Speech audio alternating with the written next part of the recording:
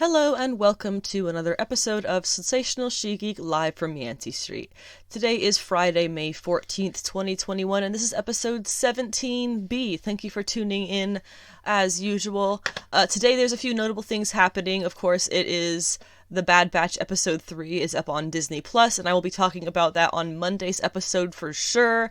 And something I was kind of on the fence about talking about or mentioning at all, Castlevania Season 4 is up on Netflix today as well, at least in the US. I have no idea if it's in other countries.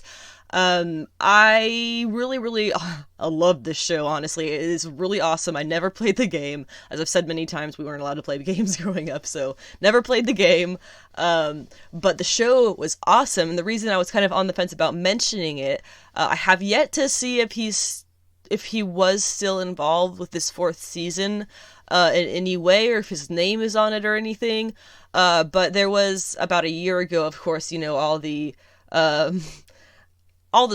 couple of the scumbags in the comic industry were outed, including Warren Ellis, who was I believe, the writer of Castlevania. The things that happened with him, honestly, I don't need to explain it. You can look it up. It's very easy to find online if you would like to find out what that was all about. But he is kind of a piece of crap, and so I'm not sure if Castlevania Season 4 is connected to him in any way, but I really do enjoy that property, so if you do as well, that is up on Netflix today. And we'll probably be watching that this weekend, so I will be talking about that also in some extent on Monday's episode 18A. For this episode, though, we're going to be talking, of course, about the comic book picks from this past week, things that came out on the 11th and 12th for DC and everything else, Tuesday and Wednesday. And I'll just say everything that I read this week, with the exception of one thing, was really fantastic, and I had a great time with it, and I'm really excited to talk about all these things. A couple of them are actually indie number one, so great, and then I just have one... I just have one comic I'm gonna bitch about. I'll just tell you now, it's Fantastic Four number 32, was a horrific read, but then I will finish off the comic book picks on a higher note here, with Black Cat, and then, of course, all the other things before all that. So, after we finish the comic book picks, I will go into some news that we have. Things, well, really, it was kind of in a quiet week. I only have one bit of news. It involves the comic series Bitterroot and some exciting things that are going to be happening with that going forward here. And after that, I have just some, I guess that I'll talk a little bit about this, Hasbro's Marvel Legends Endgame 2-pack they announced today. I'll talk a little bit about my thoughts and feelings about that, because it does feature Rescue and Captain Marvel from Endgame. And then I have a theory about the Black Widow movie that I guess kind of threw in here to kill some time. And then a little bit of personal news at the end for people who actually stick around that far. I won't bother you with that at the beginning too much, but I'll say the personal news for the end. Not really news, just kind of like things that have happened in my life that I think that would be fun to talk about. So we'll do that at the end of the episode. But anyway, let's go ahead and get started with the comic book picks. The whole list is going to be Carmen number 3, Silk number 3, Children of the Atom number 3, Time Before Time number 1, X Factor number 9, which I did learn is the second to last issue. Number 10 is going to be the final issue here. Silver City number 1, Justice League Last Ride number 1, and several number 1s here. Batman the Detective number 2, as I mentioned, the bitch sesh about Fantastic Four number 32, and then we'll wrap it up on a really high note, probably my favorite read of the week, Black Cat number 6. And that's saying a lot, because I'm starting off with Carmen, and I'll probably talk the most about Carmen, because it is truly phenomenal. And I did also learn today that it's a graphic novel. It was a Spanish graphic novel, split up into now individual comic issues for English readers. So, all really good stuff. Just because I won't talk about something a little bit as much as some certain other things doesn't mean that I didn't like it as much. It's just because, sometimes things are just easier to talk about and explain. And also, as I always say, I'm sure if you're a regular listener, you've heard me say this a bunch of times. If I don't talk about indie comics here that you are at all interested in, be certain your comic book shops, whatever you have locally, resources, will be thrilled to take your money and show you some things that you will like based on whatever other interests you have. So if you're trying to get into comics, and I'm not talking about things in comics that really makes you happy at all, or whatever, makes you interested, there is so much more. I read a little tiny fraction of it, and I only talk about a little tiny fraction. I don't even talk about all the things that I read. So there's so much out there, and be sure to check out your local comic shops. Don't go to Amazon. If you absolutely can, just don't go to Amazon. Go to your local comic shops and bookstores, and they will love to help you out. So as I said, we're going to start things off here with Carmen number 3. Carmen is, of course, written and drawn by Guillem March. He is a Spanish comic artist and writer. This is his brainchild, and you can feel the passion that was put into every page as you go through this. And that's a big part of why I think I really love a lot of these indie comics that I connect with right away, is because there is so much love and so much passion behind it that you can feel that, and it gets you excited to read more. So, Carmen number 3, this was a rad as hell issue for a lot of reasons. We got to see the main character, who is Kata. We got to learn that see her learn that she's dead. We've kind of known that this whole time.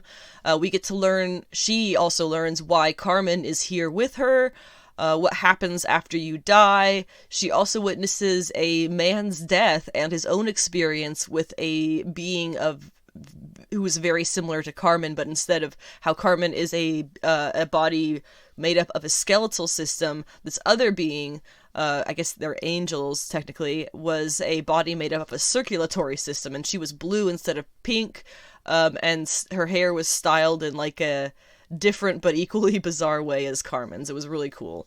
So the previous issue, issue number 2, ended, and I can't believe we're only on issue 3. I feel like there has been a wealth of me talking about this, and we're only on the 3rd issue. The 2nd issue ended with Carmen getting a little frustrated and pushing Kata off a tall ledge, kind of telling her to figure it out on your own. And Kata learns that she's dead by hitting the ground and being fine, obviously. But then also by, when she was falling through the ground, she fell through a woman who was pushing a stroller, which Carmen had told her, oh, don't touch people because they'll see you. Clearly she's just trying to keep her from being traumatized or whatever in this happening.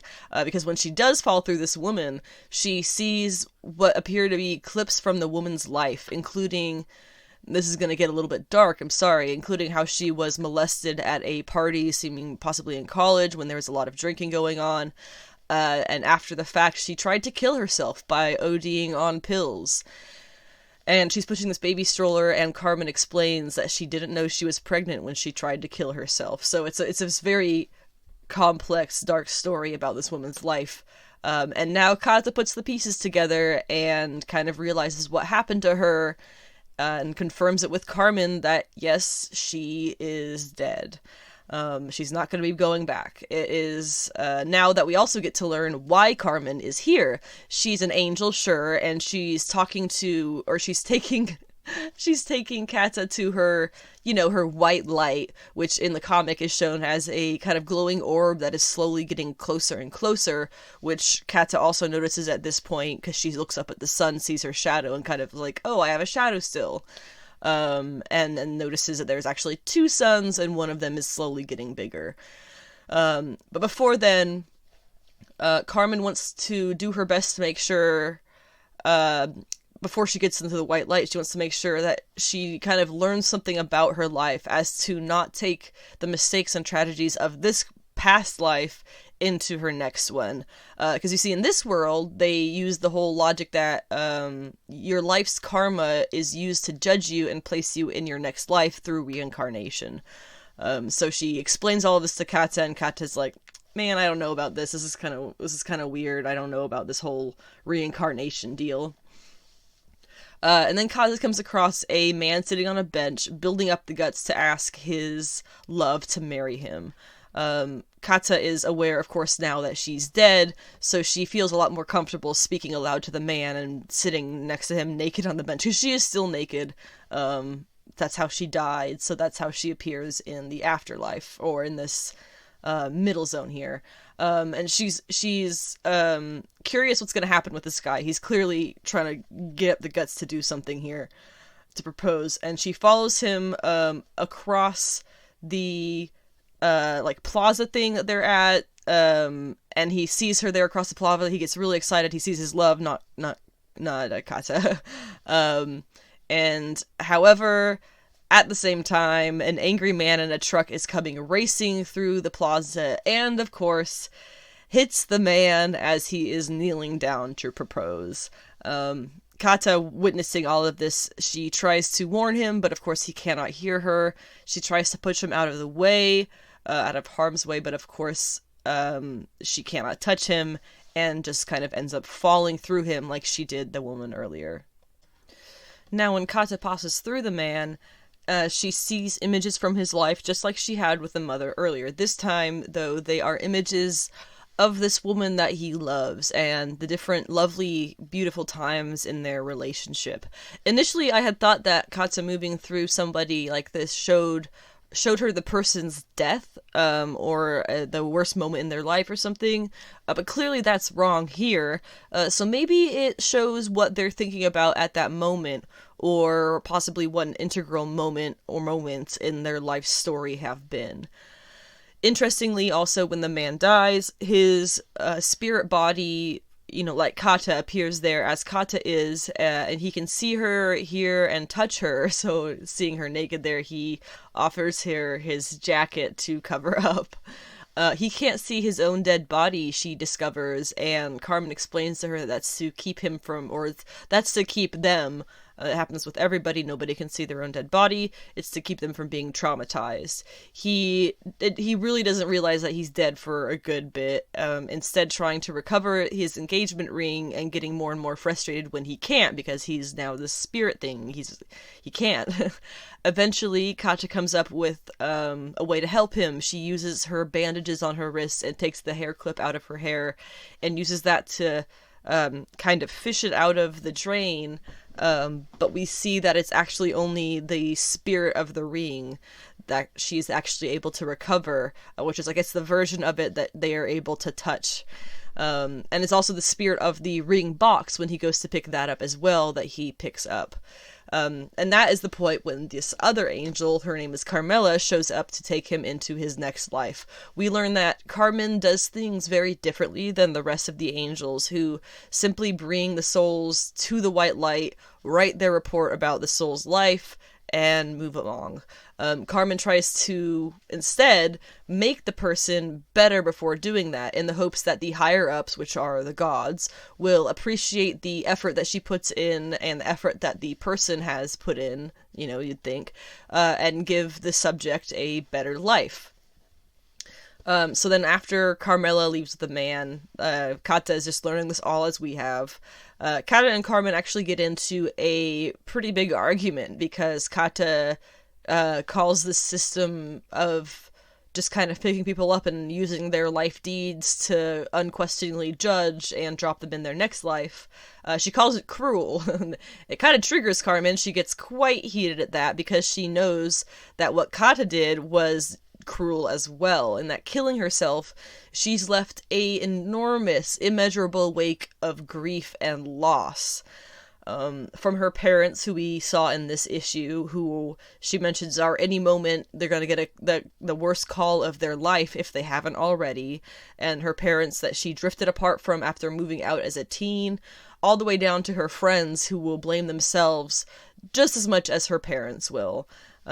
Kata admits to Carmen that she wasn't thinking about that at the time, which honestly makes Carmen even more mad, and she says, fine, you wanted to do this alone, you want to be by yourself, you love being alone so much, fine, be alone. And she leaves her there alone on the street in this man's oversized jacket. And she kind of stands there and she kind of sadly says to herself that in her next life she won't ever stop telling her parents that she loves them. And of course, there are situations where that's different for people and that's not necessary, but clearly she was not in one of those situations, and this was her just kind of drifting away with her depression and probably anxiety as well. So that's the third issue of Carmen. Stops at a bit of a sad point there, but that is to be expected because of the subject matter. I believe this is still going to be 5 issues.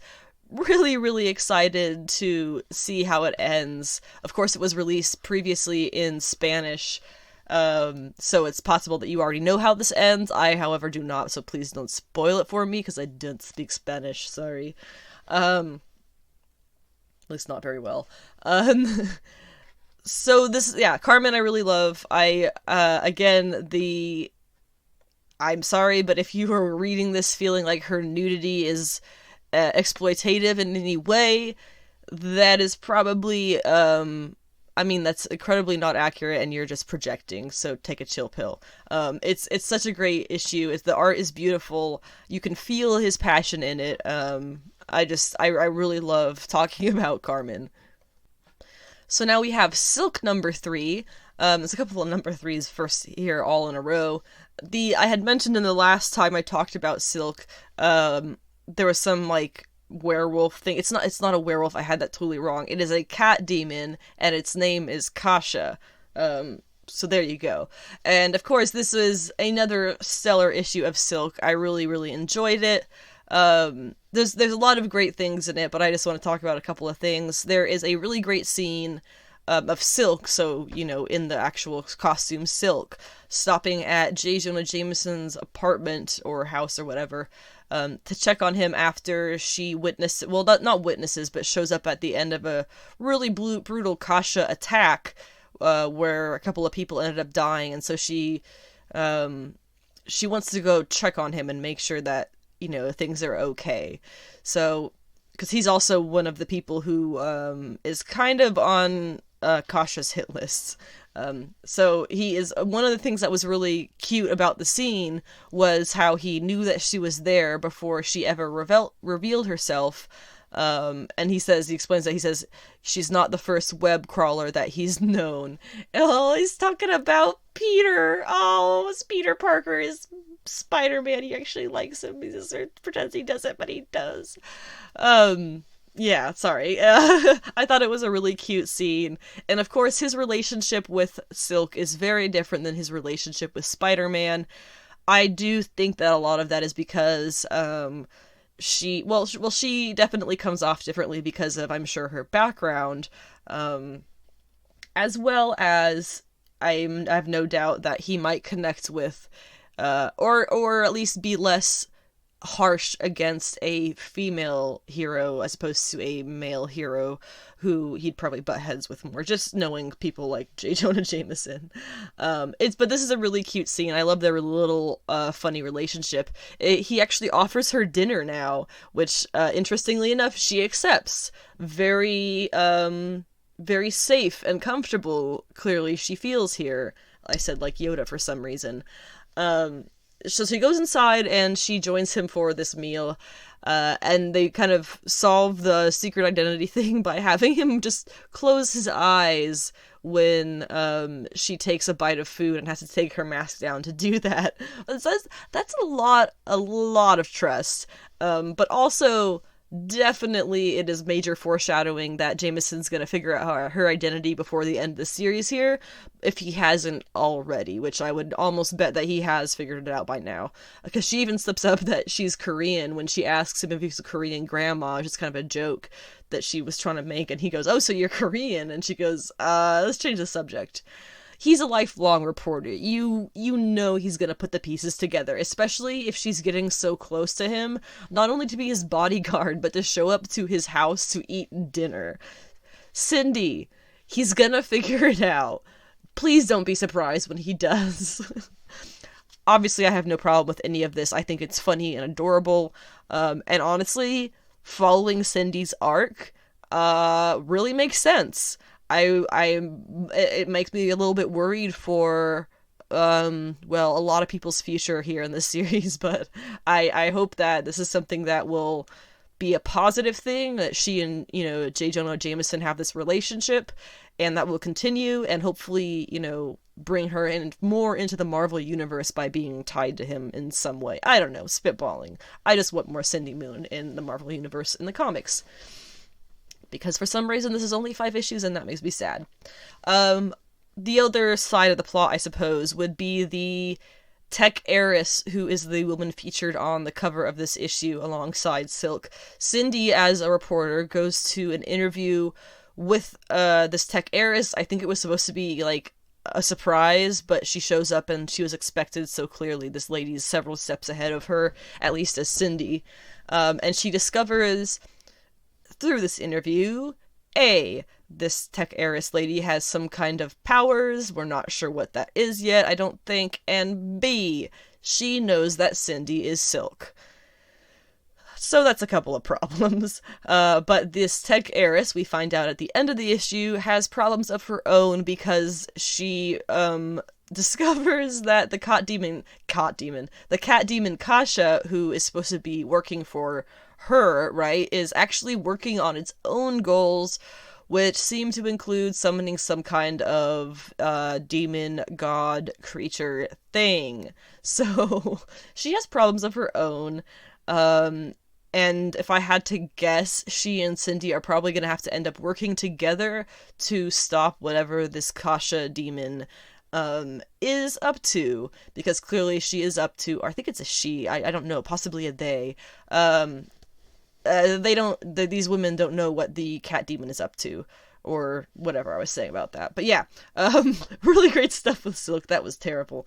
Really great stuff with Silk. I'm so sad this is only going to be a couple of issues, because she does have the fandom to have more, so please give us more. If this series is a success, this is just a train wreck. Hopefully they'll give her more, so please buy this series for me. Now we've got Children of the Atom number 3, which is, of course, by Vita Ayala, one of my favorite current comic writers. We did have a guest artist on this issue instead of Bernard Chang, but they did a great job in mimicking Bernard Chang's art, which I always love to see on guest artists, because nobody likes getting thrown off with the art. About this issue, I really liked it. Don't get me, I'm gonna sound a little critical of this, but it's mostly just me trying to figure out the mystery of the plot. It's not actually me being critical. Because I did say, I believe, on the last podcast episode that we were supposed to be getting, according to the solicitation, possibly our answers as to why these kids have mutant powers that are, basically exact copies of main mutant powers who we've known for decades and decades. But I may have missed something. Correct me if I'm wrong, but I don't think anything was actually really confirmed about their powers in this. It just seemed, if I recall, it just seemed to me that it was this very, very heavily leaned on, very heavily hinted, that the powers come from the gear that they wear and not from them themselves, which was one of the theories that people have had, I know, but it's a bit of a mystery still, I think, unless I missed that reveal. Would be a pretty big reveal.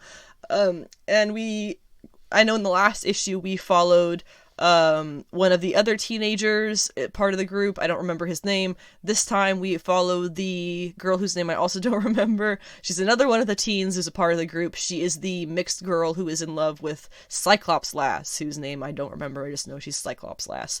And the mixed girl is the Gambit one. I don't remember what her hero name is either, but she's the one who has the Gambit powers. So it's really cool that we get to kind of see this following a different character, seeing from their perspective more or less in each issue. Really enjoy that. You get to know the characters as you get to know the story. We also, in this issue, got a little bit of a look at what I suppose you could call their origins as a superhero team, or just a team. I'm not really sure.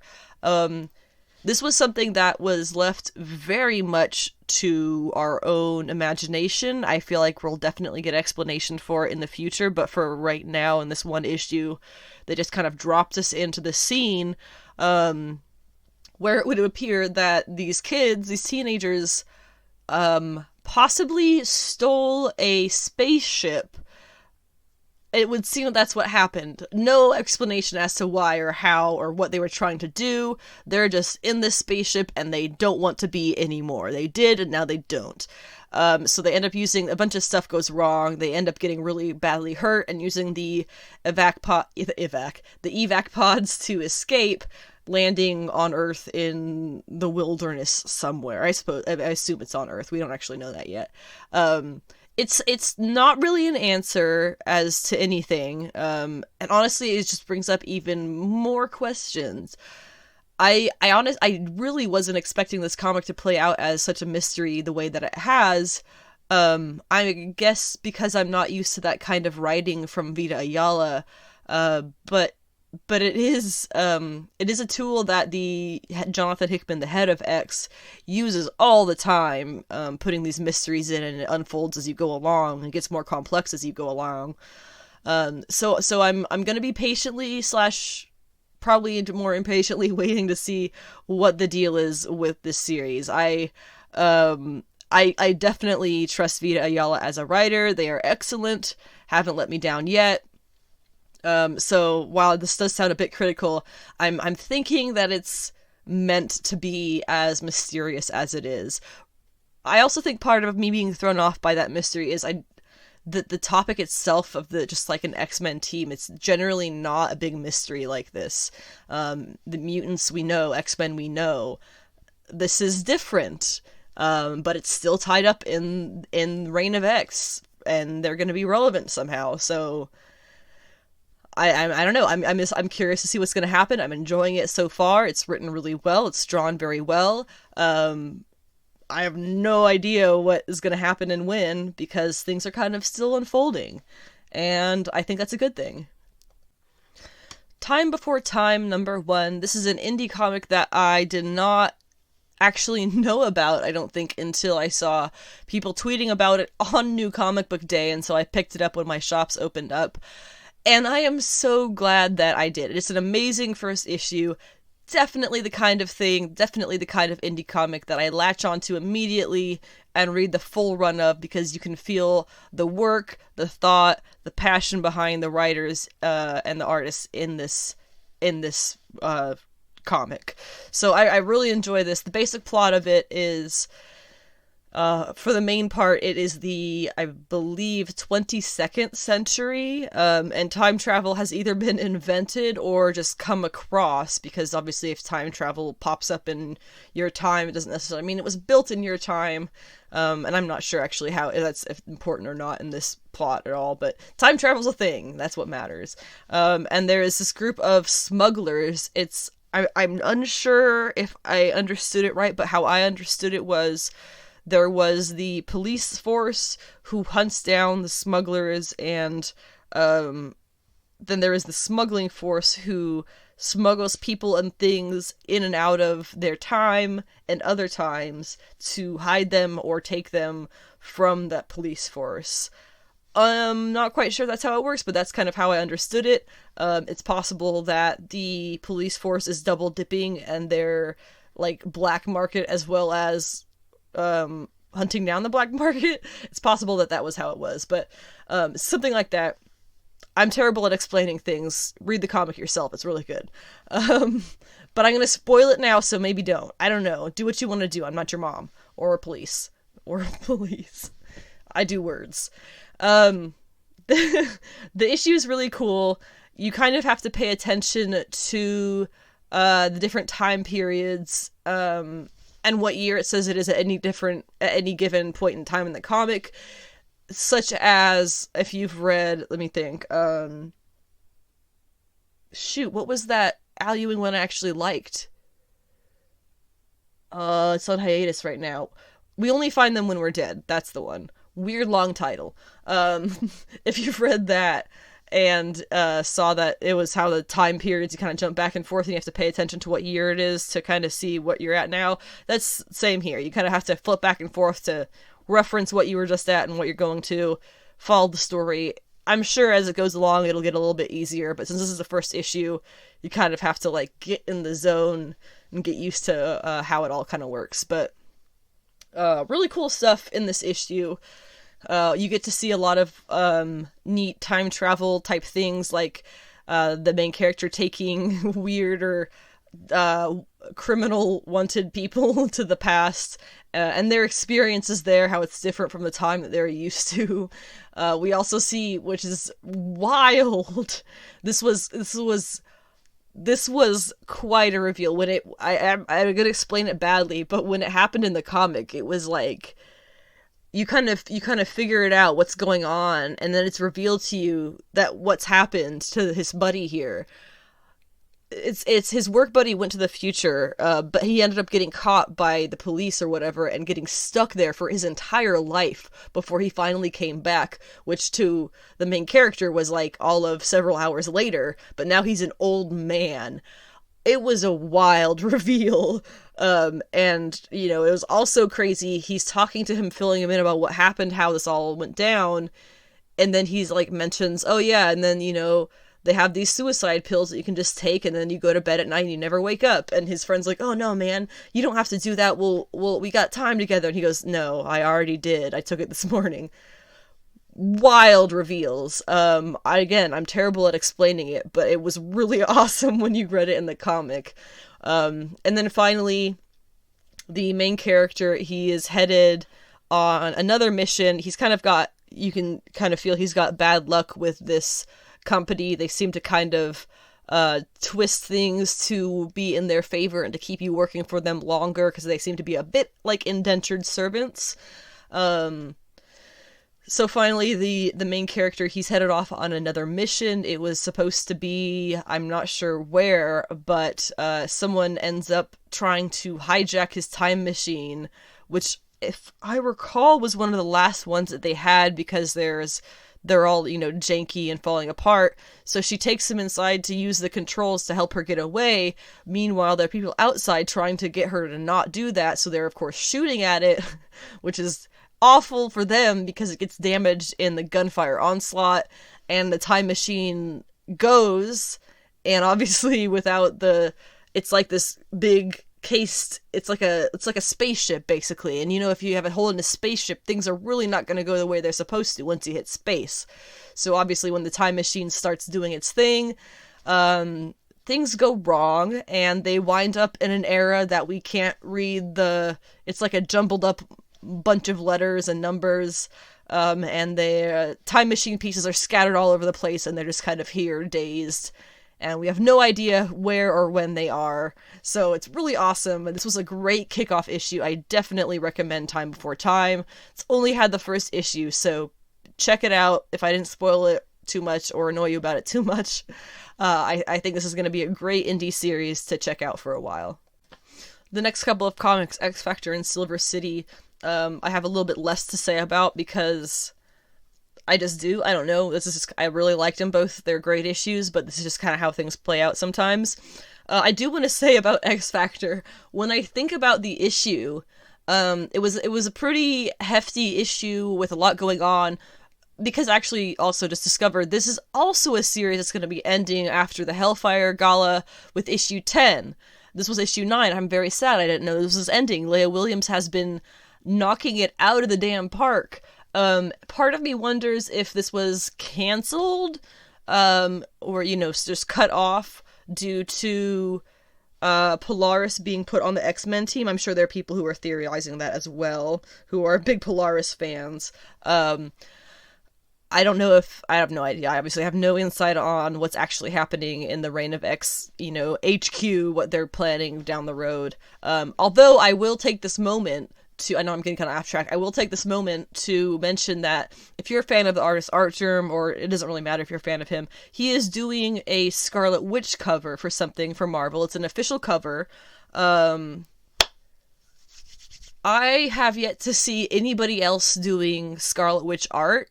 Of course, he could just be doing like tiny little teases. It is just teases, but you can obviously tell it's Scarlet Witch.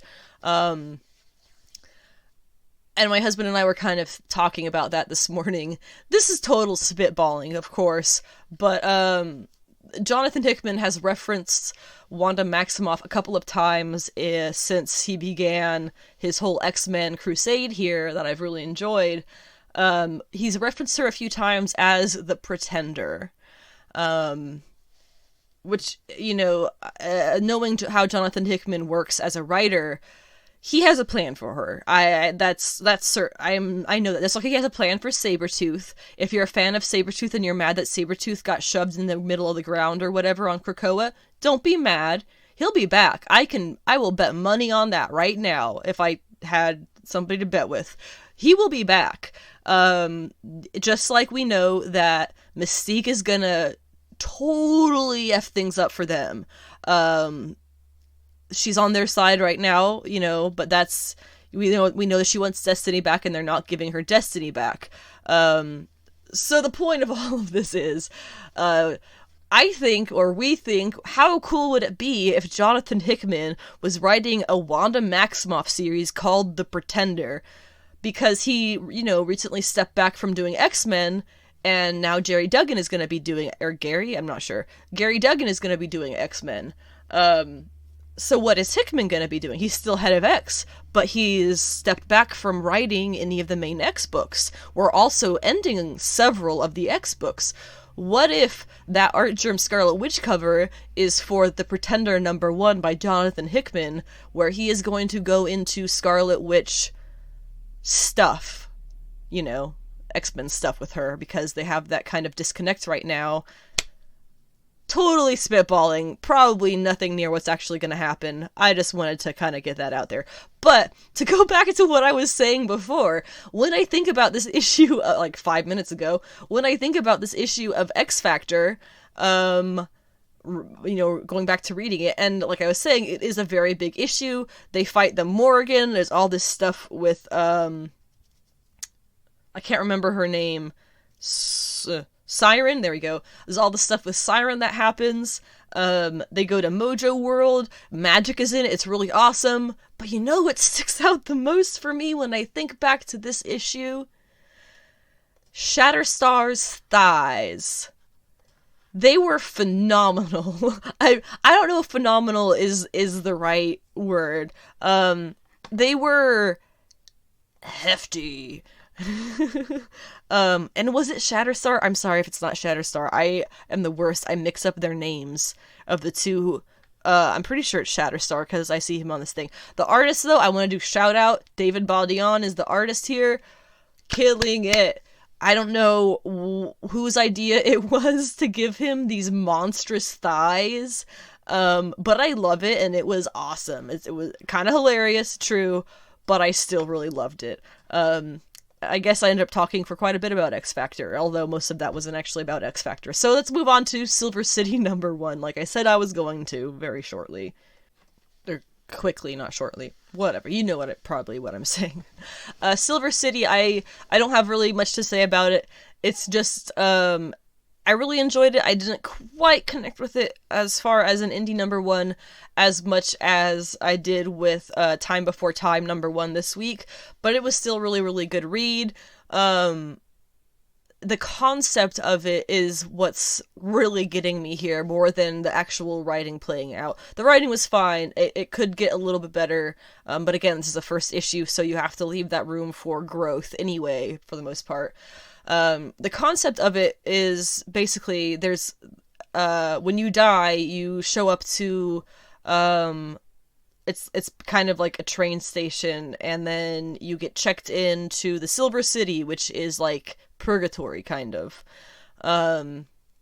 Like that middle ground, I assume. We don't know if there's something where they go afterwards yet. We're still pretty early in on that. But basically what's happened in the plot of this is, these people were at an airport when a plane, it would appear that the plane was on fire already when it full speed crashes into the terminal. So obviously it was a mass casualty event, and all of these people hundreds or whatever of these people wake up at the same time in this train station and are entered into the Silver City. And one thing that was kind of interesting that they added in as a detail was the people who check you in, they check your eyes to make sure that you're actually a dead person, because there's something about the eyes that will indicate that, because sometimes they will have coma patients who are vegetables in the real world. They will slip down there, and they have to make sure that they're sent back so that there's nothing, they don't end up dying out of their coma or whatever it is that would happen if they got checked into the Silver City when they were in a coma. And that's pretty much the plot as I care for it right now. No doubt there are these characters who we're going to get to know and learn their stories of and everything, but basically right now that's the part that has me interested. They had this crazy mass casualty event, everybody wakes up in a train station and gets checked into the afterlife. Kinda cool. Obviously super dark, but kinda cool. Justice League Last Ride #1. This is a Chip Zdarsky series. I have some thoughts. I really liked this. It did seem a bit cliche based on the solicitation, and in a sense, I did feel those cliches. However, this is Chip Zdarsky, and I've read a little bit of his work. He is not really big on these doldrum stories the way that if this was fully the cliche, would play out. I have a feeling he's going to make this very climactic, revealing more of the history between the heroes and the Trinity, especially along the way, before blowing our minds with some big twist that connects it again with the current plotline. And of course, we already know one of these big twists that we've come across already is that whatever it was that happened before in the past that kind of split up the Justice League, was included the death of J'onn J'onzz, the Martian Manhunter. Sorry, John. You were the one this time. So we had actually a number of characters aside from the Justice League, I should say aside from the main Trinity as well, including Kilowog. Let's see, it was Kilowog, John Stewart, and Jessica Cruz, and they all showed up with Lobo, because they need help keeping Lobo safe so he can go on trial for what he's done. And kind of a funny backwards thing to do there, but they're heroes, so that's it. And of course, you also saw other Justice League members like the Flash. There's a few others, I'm sure I don't remember, but it seemed a bit like we're being tricked. Like we're being tricked with, it was a basic, Batman versus Superman got mad at each other and the group split up and somebody died in the crossfire. I feel like we're getting tricked with that, and there's going to be a lot more twists and surprises going through this series. So Justice League Last Ride, if it was probably anybody but Chip Zdarsky, I probably wouldn't have even bothered buying this, which says a lot about how good he is as a writer. So then we have Batman, the Detective #2. Really, really awesome second issue. Tom Taylor and Andy Kubert are absolutely killing it. I say this every time I talk about Tom Taylor, but his perfect niche is the somewhat Elseworlds comics, which, while I'm on this note, do any of you remember that Medieval Times series Tom Taylor was supposed to be doing for Marvel? It was they announced it to be coming out, I think they announced it last summer, and it was supposed to be coming out last December or last winter in 2020. Obviously hasn't come out. I haven't seen. I know I own an issue that's got the ad for it in there, so maybe I'll go. No, I'm not going to do that. That would take so long. I'm not going to go through all my comics and look for the ad. Maybe I'll just Google that later, because now I'm thinking about it. Haven't thought about that in a while, but there was supposed to be a Tom Taylor Marvel series that was somehow involved with medieval stuff. And I remember they actually had a tease for it. They had the first couple of pages in there, and it was like Iron Man's legs got ripped off or something like that. It was dark, it was violent, it was gritty. I don't remember what it was actually called, but I swear to God, it was a Tom Taylor series. It was going to be at Marvel, and they had a teaser for it and advertisements for it last, like, fall, and it was supposed to happen last winter. If you know anything about the series, I would be so curious to know what happened with that, because Tom Taylor normally just does DC stuff, and here he was going to do a Marvel thing, and I remember getting really, really pumped up for it, because like I always say, Tom Taylor is great with these just outside of canon stories. That is where he excels, and I love it, and I was so excited to see him do that at Marvel. And then I think it was just the one ad I saw. I don't think I ever saw a second one. Anyway, the Batman the Detective #2. Really awesome, as I said. Taylor and Kubert are killing it. We saw a little bit more of the bad guys in this, including a really awesome scene where they killed one of their own gang members because he was rescued by Batman. Because you remember their entire thing here is they kill people who Batman saved because they think that those people should not exist. That Batman is going against, he's going against nature and what should be naturally happening in the natural order, and saving people who should have died. So when the Batman saves one of their own people, they kill him, and that was wild.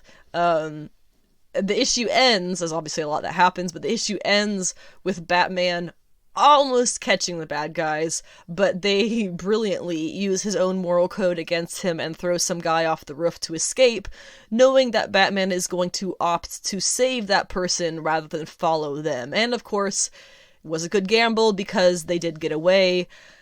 Although I do have to say, this is kind of pointless for Batman to have bothered saving this guy, because if he saves the guy, they're just going to come back and kill him, since their whole thing is killing people Batman saved. So he should have just let him die and go after them, and end this now. It would have been the same amount of deaths. But maybe he's going to try something and keep this guy from dying. Plus, this guy had gotten shot in the chest several times before they pushed him off the roof. I will be very surprised. By the way, I'm from California, that's why I say roof and not roof. People make fun of me for it when I go other places. No, that was just because I lived in the South. Anyway, I'm getting off track again. Batman the Detective, really, really enjoyed it. And now it's time for me to go into the one bitch session that I had scheduled here. And I have good reasons for it. I have laid out the good reasons for why Fantastic Four #32 was a bad comic. Okay? It is factual. So we have two major, glaring, real critiques of elements that were used by an extremely lazy and genuinely not good writer. And these are what those are. 1, the trope of one world being the villain's mission or mantra. I harped on this when they used it in Falcon and the Winter Soldier, so of course I'm gonna harp on it when it gets used literally right afterwards. Like, he was probably writing this when Falcon and the Winter Soldier was coming out. I don't think it's that much of a stretch that he probably was like, oh, I like how that sounds, we're gonna put that in the comic. That was kind of rude to imitate him like that, I know, but I'm not very happy with him right now. And by him, I mean Al Ewing, the writer of this shit. That was what the first point. Coming across that, the villain going, one world, are you kidding me? For real, bro? Like, how original. Wow, amazing. We've never heard a villain say that before. They've never had that mission. Wow, good job. Second major glaring actual critique that has real merit to it is he used the trope of women hating each other / competing with each other because of a similar affection for a man. This is something straight out of 1940s romance comics where you would have,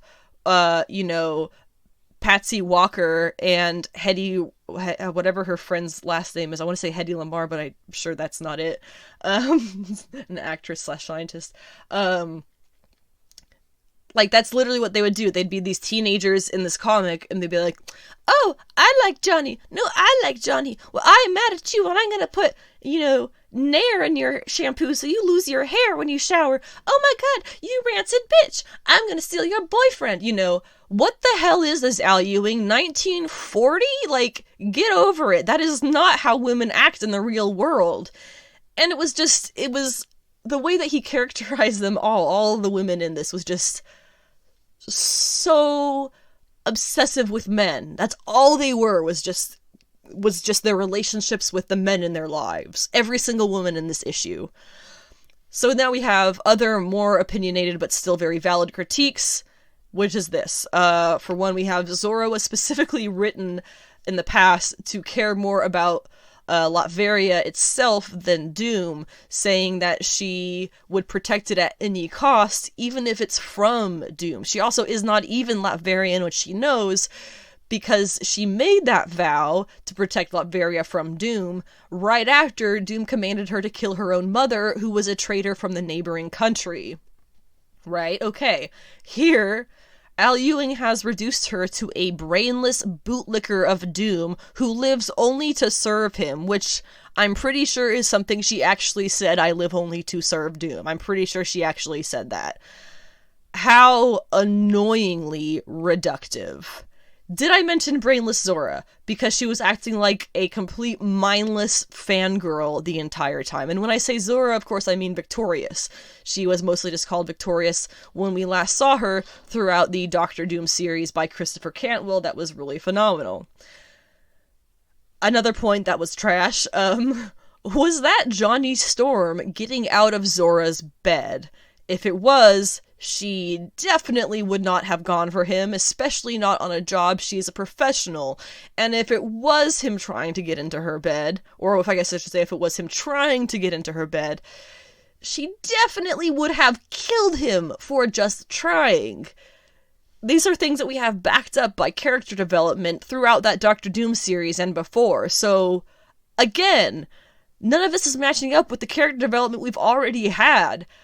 How does he manage to make every character sound like they have only 2 brain cells in their heads? They all, like, this is the Fantastic Four, and they all sound like illiterate scumbags. Not that being illiterate makes you a scumbag, just that they would be illiterate scumbags, both things. And then finally, where has this, Latveria needs a queen bullshit come from all of a sudden? Doom has already made the point of putting Victorious in charge of Latveria while he's gone without needing some lame-ass wedding. What changed? Oh, my bad. No, it's the writer changed to a terrible one. That's what changed. There are a lot more legitimate critiques, even, like Alicia's behavior, which seems completely not like her and just bizarre, and Johnny acting like a total baboon. So, overall, Fantastic Four number 32, honest to God train wreck. I will be picking up 33 because I would like to see this wedding not happen. I know this has been already an incredibly long comics pull list or like pick list chat, but I just have one more here that I want to talk to you about, or I guess talk about, and that is Black Cat number 6. Because Fudge Crackers, that was amazing. Jed MacKay, the writer, he does Felicia so well. I talked before about the scenes where, in the past, where she's offered anything that she wants in the world, but she loses interest when the person offering that says the love of her heart's desire, because she's grounded that way and knows that she would be forcing someone to love her, and that's not the same as the real thing. So in the last issue of Black Cat number 5, I'm gonna actually have this issue out here in front of me, so I'm sorry if this is kind of all over the place, because there were so many little details. I just felt stupid writing them all down to list them off. So I have this issue open here in front of me. It's got this beautiful, I believe, Pepe Perez cover. I'm not sure. Can't read his signature, but, so if you remember in the last issue, she was just granted immortality. It was her Alfred is what I've been calling him, who is the Black Fox. He made a deal with the Gilded Saint that in return for immortality for himself and Felicia, this was all without her knowledge until it was happening, or I guess behind her back until it was happening, he will give over to the Saint the deed to the island of Manhattan.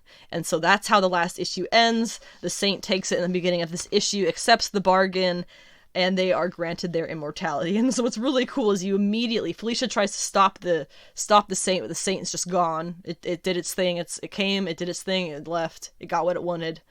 And she tries to stop it, and you can see in the background, Fox has this, he has his gray mustache and hair. He's an old man, right? And he was dying, so of course that was part of why he wanted the immortality. He's a coward. He admitted that himself. And you can see his mustache and his hair get darker in each panel until they're back to what must have been his youthful color, and his face is wrinkle-free, the black hair and the black mustache and a nice smooth baby skin face. So she is just, you know, goddamn furious. And he's telling her, oh, well, you know, it's too late. The contract's done. The only thing that's gonna break the contract is if we were to both die. And so she's like, okay, that's really fine. And she goes to actually slash his throat out. She slashes his throat out, and she's like, she thinks that she's killed him, and she's gonna have to figure out some way to kill herself now, and she's crying and sobbing, and he's gagging in his blood, and then he slowly stands up and starts laughing because his neck has healed itself. She is more furious than ever, obviously. This was a very intense scene. I have to say, I have a lot of critiques of the writer. I believe the name is Michael Dowling. Yep, Michael Dowling.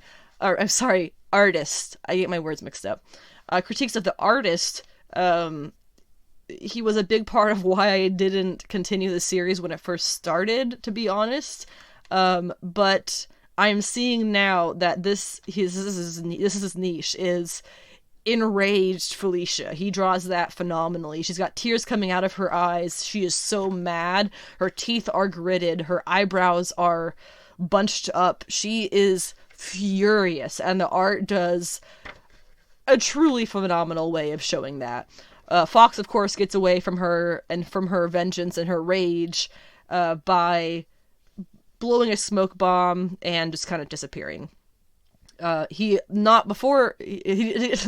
doesn't disappear before he is able to tell her that she should probably get out of Manhattan as quickly as possible, because obviously the Saint now owns Manhattan, so he tells her the Saint is going to take it into the vaults.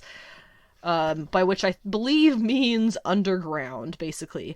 So she gets out of the vault that they're in right then, finds her team, and they've got to go make things right. So they get out of their little underground place that they're in, and Manhattan is being taken over by golden vines. This is the Gilded Saint, remember, so anything that they do is going to be quite shiny and, mysterious.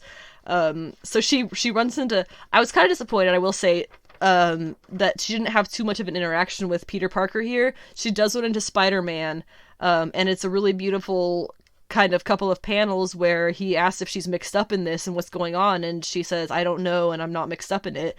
And the narration here says, my heart half breaks at how easy it is to lie to him.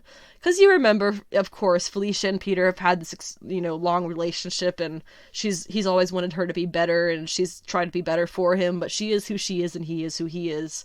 And they'll always have the connection that they have.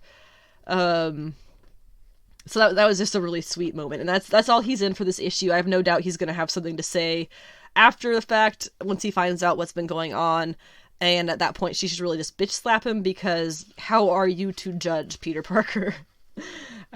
So there was a really funny bit here where she tries to get her two henchmen, right? The I don't remember their names, but the two guys who she works with, and she goes to this thing and she says, basically, you need to get out of here. I don't need you. You're useless. And she actually says, go on, get out of here. Which a couple of pages later, her sidekicks show up to where she is, and they actually say, "Boss, I seen White Fang. You ain't fooling no one. You even said, go on, get out of here." That was, Felicia, that was obvious. Of course they were going to see right through that. But it does, in that moment, it does break your heart to see her have to send them off, because she does love them so much. And she only wants to protect them, and that's why she was trying to get them to leave her alone. So Felicia's move is to go to the one person who might actually have some insight on the Gilded Saint, who is the person who last had a deal with the Gilded Saint. And her name is Octavia? Is that right? Olivia? I'm looking through the comic at, Odessa, that's what it is. It's Odessa. Their relationship, they were former friends, and I believe former lovers, is also something that Jed MacKay made canon. So she goes into, like, their hiding place, beats up all of her little ninjas, and then, or at least tries to, and then they eventually take her, and she's like, "Odessa, I need you." Basically explains to her, the Black Fox sold Manhattan to the Gilded Saint, and she obviously learns that her contract with the Gilded Saint is broken, because I can only have one contract at a time. So she asks, "Why are you here?" And she says, "You're the only person who probably has some insight." And that's the point when she releases her. She's like, "All right, let's do this." And Felicia's little henchmen show up, say the bit about, "We've seen White Fang, weren't falling for that." And let's see. Sorry, I'm reading through this rereading this as I go through this. The plan that they come out for, they have, yeah, okay, so they're gonna send Felicia to the vaults where the Gilded Saint, keeps its things, and she's gonna try and solve the problem from inside. And that's why Odessa has her sorcerers who have trained to, put people places, and they're going to either go with her or just send her there. But either way, she's going, and she says goodbye to her boys, and she says, they say, "Be careful." She says, "Never. Love you, boys." And then she goes off to the vaults. I don't think I did a very good job of making that sound as good as it was, but it was a really good issue. It was definitely my favorite read this week. Closely followed, if not tied, with Carmen. But I really love Jed MacKay's Black Cat. And after this arc, I'm kind of interested, because after this arc, we go into Infinite Destinies, and that's where she's going to tie into somehow having either a Infinity Stone or multiple Infinity Stones. So I'm really wondering if this arc is going to lead directly into that by her coming across one of the gems stones in this arc. And that wraps up the comic book picks of the week. As I went a lot longer on that than I normally would, because there wasn't so much to talk about after, and because there really genuinely was that much that I really enjoyed. I would normally pick only a few things to talk about, but because there was so much good stuff this week, I kind of figured, why not just give it all a shot and talk about everything and see kind of how that goes. If you prefer the shorter format of the comic book pick list, let me know. If you'd like to hear more about things that I like just because I like talking about things that I like because I'm a human, let me know also. Just let me know your opinions. I like to know what you think. So next up, we have news about Bitterroot. If you are not familiar, Bitterroot is a phenomenal indie series from Image that covers, let's see if I get this right, if I can phrase this right, monster hunting family during the Harlem Renaissance. So it's like the 1920s and 30s. It's like the late 1920s. And you have this black family in Harlem who are monster hunters. Basically, I know people are going to have problems with this, but it is what it is. It's a really great series. Please don't write it off for thinking that things are too political, but because it really does work. Basically, the white people in New York can get taken over by basically their hatred and their hatred, and they become actual monsters. And so they try to heal them. I think they're called the Genu. I might be mixing that up with the name they had for them in Black Lightning. But it's a really great series. I'm doing a terrible job at explaining it.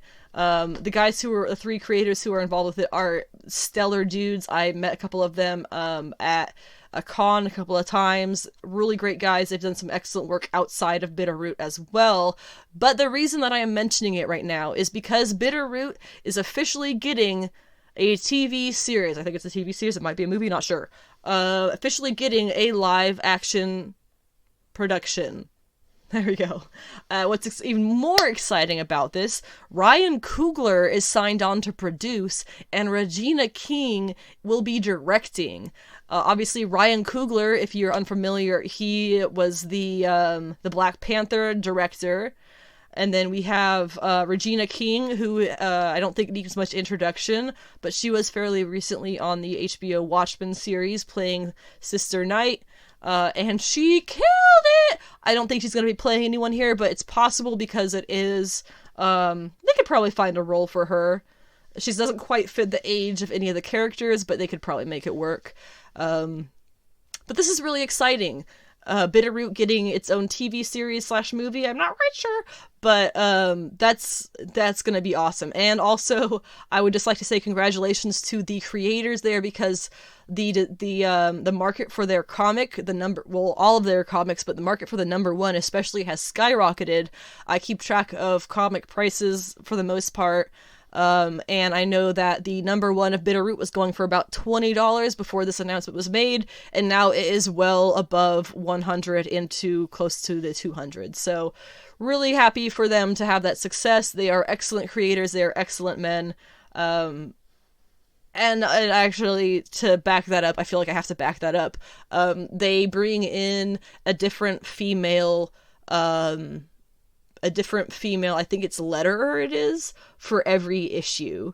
There was an interview that one of the creators did some time ago. My husband listened to it. I don't think I listened to it, but it was on the Word Balloon podcast, and he was basically talking about how when he looks to see who he brings on his book, or who he wants to bring on his book to do that backup effort like the lettering, he now looks to the women in the industry, because he says that there's this entire like, 40% of the market that is just untapped.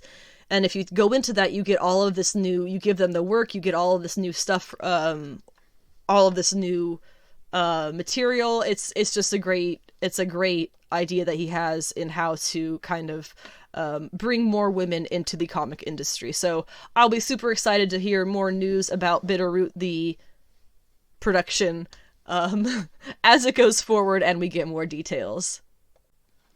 As far as my Black Widow theory goes, I believe it was last week they released official character posters for the characters of Black Widow, and they look really good.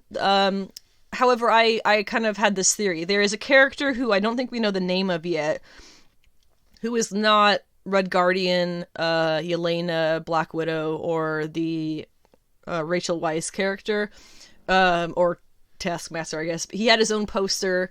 I don't know the actor or the character's name, but there he is. I have a feeling that he is put in here to be our, oh wow, he's totally Taskmaster. Duh, he's Taskmaster. That's so cool. It's so obvious. But it's not going to be him. It's going to be Rachel Weisz's character. And my reasoning behind this is, when we see this, in the trailer, we see Black Widow wearing a couple of different outfits. She wears the white outfit, and then she wears also the darker outfit, which is the outfit that she wears in this poster. It is also the same exact outfit Rachel Weisz's character is playing.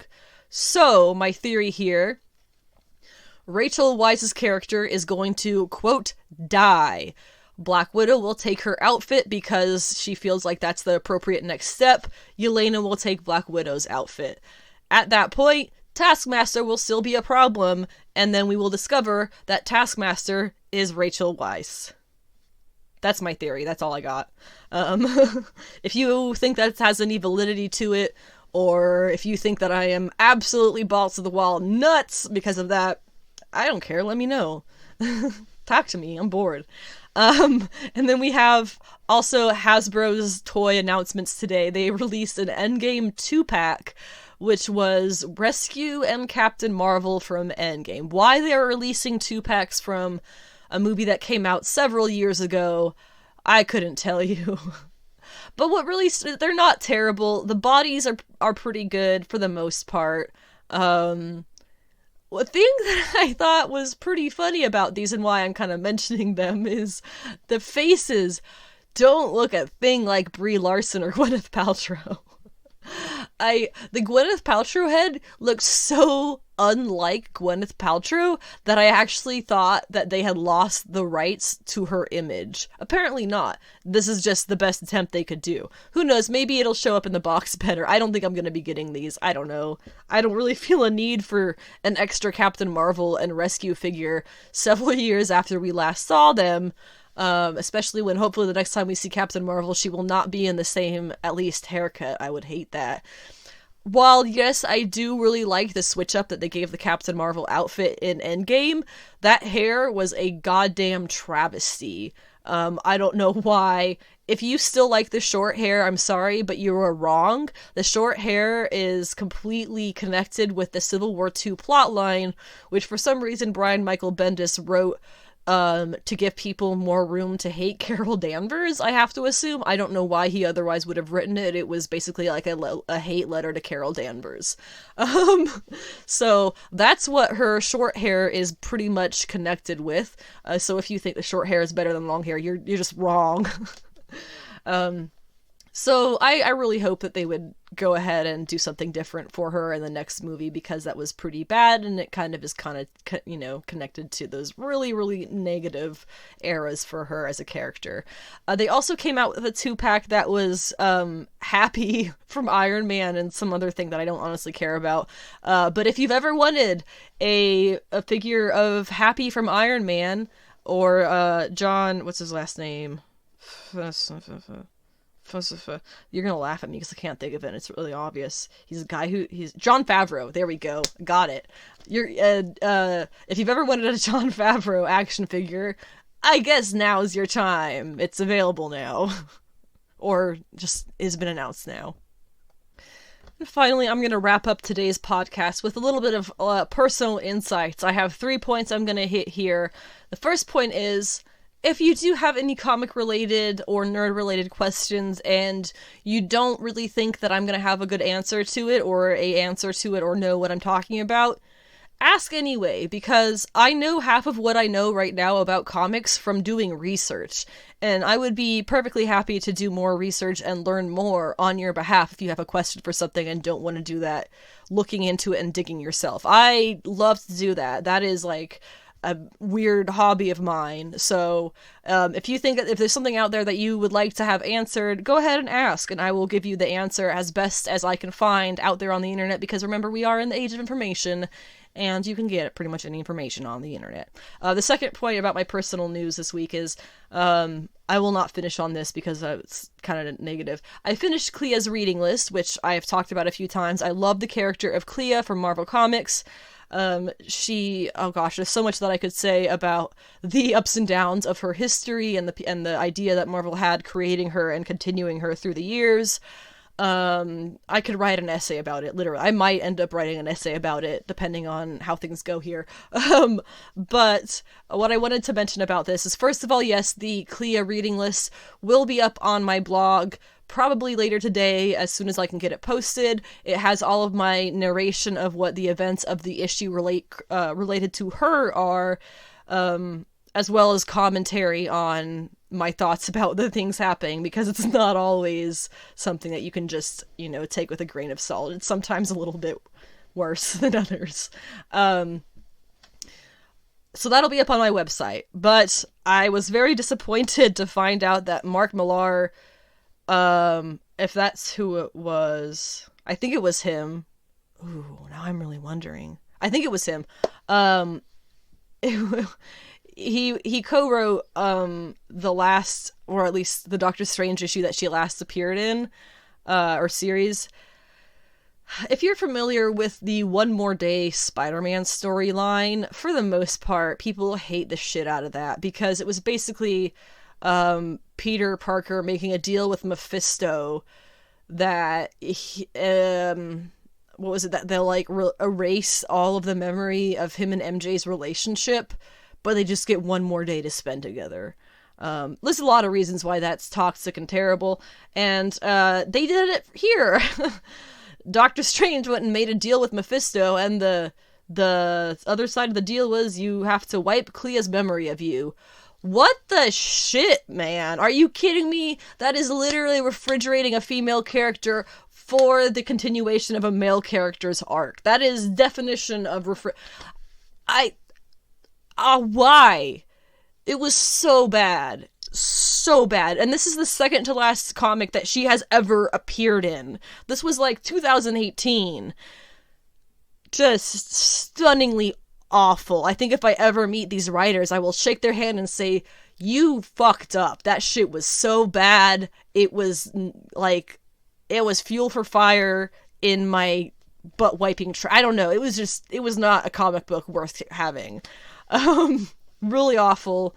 But the most recent thing Clea has been in was a issue of As Guardians of the Galaxy. I believe it was issue 9. And they seem to kind of just ignore all of that, or at least they ignored Doctor Strange, and they're like, okay, she has everything but specifically Doctor Strange, so she still has all her history with all these other characters who she has decades of history with that he just decided to write the fuck off as if it were nothing. I'm getting a bit heated here, but the reason that I'm so interested in Clea is because she is no doubt going to show up in Doctor Strange movies at some point in the MCU. I did have a theory also that I was thinking about in relation to this, that possibly, I believe the name is Christine Palmer, is the doctor who is in the Doctor Strange movie, and she's going to be in the sequel as well. There's a possibility that she's, going to end up being Clea in some weird twisted way, but we already know that Mephisto is going to be in Doctor Strange in the Multiverse of Madness. I have this really bad feeling that they're going to One More Day Christine Palmer and Doctor Strange, or rather, One More Day Doctor Strange and his partner in that is going to be Christine Palmer, because we know Mephisto's going to be in it. We already know this is something that they love to do with their Mayor Healers with Mephisto. They've done it twice at least now. Not that it's really been any good either time. But yeah, I just kind of had this theory off of that. I really hope that they don't just completely screw it up. If they do that, I have very little hope for those kinds of things, though. So, anyway, moving on. The last thing that I wanted to go over for the podcast and also for my own personal life updates is I had kind of a funny discovery happen this past week.